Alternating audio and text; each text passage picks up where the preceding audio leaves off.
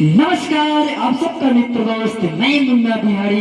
और आशा करता हूँ कि यह म्यूजिक आप सबको बहुत ही अच्छा लगा होगा।